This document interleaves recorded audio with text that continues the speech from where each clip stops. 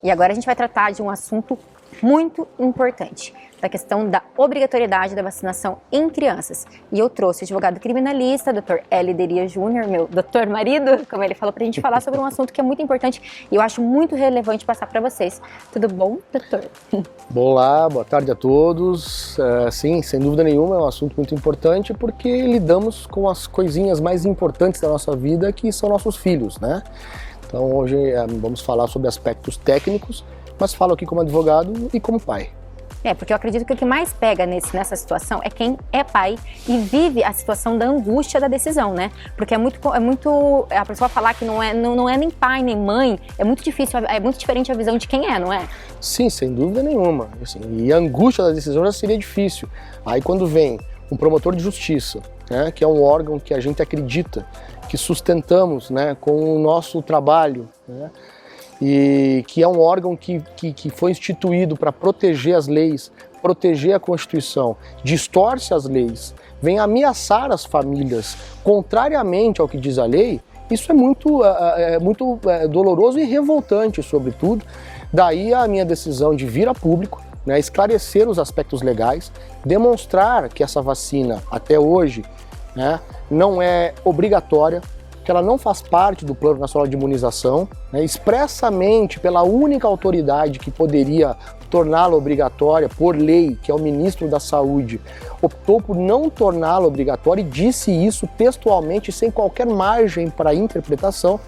Então, não pensei duas vezes, né, da defesa dos meus filhos e estendendo isso aos demais, em vir a público esclarecer, porque muitos pais apavorados, né, pessoas que confiavam no Ministério Público, confiavam na técnica e na sensatez do Ministério Público e foram traídos. Na verdade, até é o questionamento que eu quero levantar, porque falando da parte leiga, nós que não entendemos tanto assim como vocês profundamente a questão dos direitos, até que ponto o promotor, por exemplo, pode interferir dentro da nossa casa?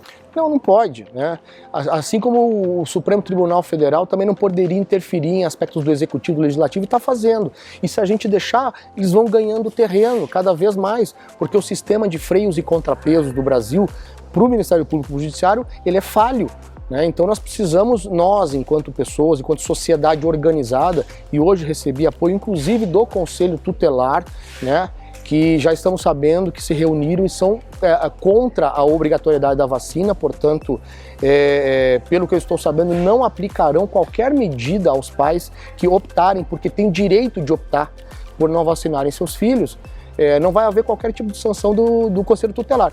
Se o Ministério Público quiser que eles informem quem não vacinou, ok, eles vão repassar e o Ministério Público que tome as providências e arque com as consequências. Porque, no meu modo de ver, pode caracterizar constrangimento ilegal e abuso de autoridade. E cada pai que se sentir vítima desses crimes pode oferecer uma representação administrativa contra a autoridade que agir assim e também até uma notícia-crime em casos mais extremos.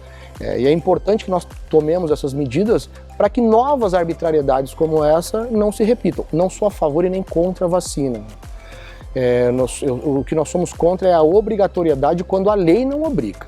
Se o ministro da Saúde amanhã ou depois entender que deva ser obrigatório, se ele tiver elementos ou segurança suficiente na ciência para tornar obrigatória, ok, é outra história. Hoje, da forma como está, porque esse tratamento genético não teve tempo de se mostrar seguro, nós tivemos ao longo da história muitas vacinas que se mostraram seguras e permaneceram. E muitas outras que chegaram até a ir ao mercado e tiveram que ser retiradas porque começou a matar pessoas. A da dengue começou a causar dengue hemorrágica. A qual desses dois grupos pertence à vacina do Covid? Isso não tivemos tempo de saber. Tomara que pertença ao grupo das seguras, tomara. Mas já temos milhares de mortes comprovadas em função da vacina.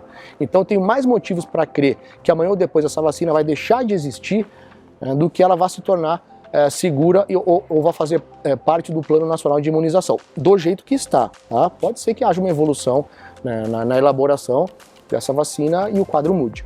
E essa cartinha que a gente vê, eu que trabalho com as redes sociais, muitos pais apavorados com uma cartinha que está recebendo na escola, dando prazo de 30 dias para esses pais apresentarem essa carteirinha. O que esses pais podem fazer?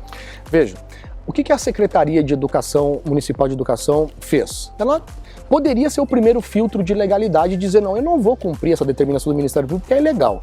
Mas não, ela preferiu lavar as mãos, né, e passar adiante essa recomendação ilegal do Ministério Público, passar para as escolas. Os diretores das escolas, da mesma forma, receberam a orientação do Ministério Público da Secretaria, estão enviando as cartas aos pais, como determina essa ilegal, repito, determinação, e tirando o corpo fora, lavando as mãos e passando adiante, né? E que também o Ministério Público, o Conselho Tutelar vai encaminhar o Ministério Público de volta nessa informação, e o Ministério Público, se quiser, e repito, que arque com as consequências, tome as providências que quiser. Não vai tomar providência nenhuma. A se manter o quadro legal como está hoje, não vai, porque ele sabe que estará cometendo crime. E falando agora da questão dos filhos, doutor Marido, né? Nossos filhos, inclusive. Tem muita gente falando que 8 ou 80, né? Não, mas a vacinação faz bem para todo mundo, tem que tomar vacina, colocando a vacina da Covid como um quadro geral, né? Qual que é a diferença, por exemplo, dessas vacinas obrigatórias e a do Covid? As vacinas obrigatórias tiveram tempo para se mostrarem eficientes e seguras, né? Hoje, a única vacina é a Coronavac, as demais são tratamentos genéticos com RNA, é diferente. Então, uma vacina leva em média 5 anos de testes, né? E um tratamento genético de 7 a 10 anos de testes para se mostrar seguro ou não. Nós não tivemos esse tempo. Então, assim, as demais vacinas tiveram esse tempo, a do Covid não. E a do Covid nós temos inúmeros relatos que vão desde AVCs, miocardite, né, casos de surdez e cegueira em crianças. Então, assim, eu acho que cabe, não vacinar também envolve risco. A doença também matou muito pouco crianças saudáveis, muito, mas muito pouco crianças supostamente saudáveis. Eu tenho razões até para acreditar, mas eu não sou cientista da área, que crianças saudáveis sequer morreram disso. Mas o fato é que vacinar ou não vacinar envolve riscos, e cada família tem que ter o direito, e tem, pela lei, de decidir, saber se o seu filhinho tem uma comorbidade, saber a situação, se já pegou ou não pegou o vírus, né? No nosso caso, os nossos filhos já contraíram o vírus, desenvolveram, nós testamos o sanguinho deles, desenvolveram a imunidade, né? O IgG positivo. Então, por que razão, se eles passaram muito bem, sem nenhum sintoma, pela fase mais aguda, pela cepa mais agressiva, por que razão eu injetaria neles este tratamento que pode se mostrar no futuro eficiente? Torço para isso, mas que já tem mostrado reações adversas severas em crianças. Não vou correr esse risco de jeito nenhum. E esse pai, para a gente finalizar, que se sentiu lesado por alguma maneira, pressionado, que talvez sendo essa imposição de fazer uma coisa que ele não queria, o que ele pode fazer então? Veja, você obrigar qualquer pessoa a fazer o que a lei não obriga, mediante violência ou grave ameaça, no caso a ameaça de retirar o poder familiar, o afastamento da criança do convívio do lar, isso é uma grave ameaça. Então, qualquer atitude, qualquer obrigação que a lei não obrigue, mediante violência ou grave ameaça, caracteriza crime de constrangimento ilegal, previsto no Código Penal, no artigo 146, e também qualquer medida imposta contra a pessoa que não desrespeitou a lei é um abuso de autoridade. Então as pessoas podem registrar boletins de ocorrência, podem representar administrativamente a autoridade e até mesmo contratar um advogado e oferecer notícia-crime pelo abuso praticado. Muito obrigada pelas informações. Obrigado, é um prazer esclarecer. Parabéns mais uma vez ao trabalho de todos aqui e contem sempre comigo. Obrigada.